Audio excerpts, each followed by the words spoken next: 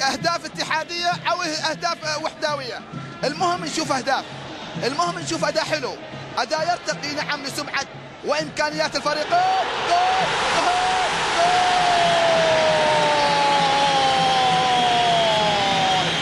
ما كمل كلامي.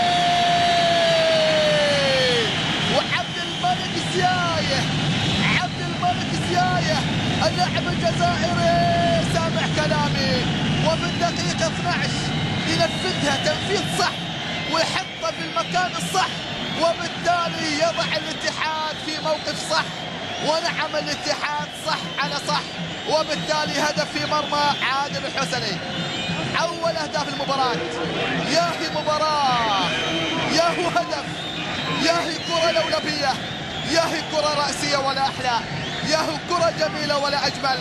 نعم هنا الاتحاد عاشق المنصات، صديق البطولات، يفرض نفسه فوق العاده ويعلن عن هويته بلا هواده.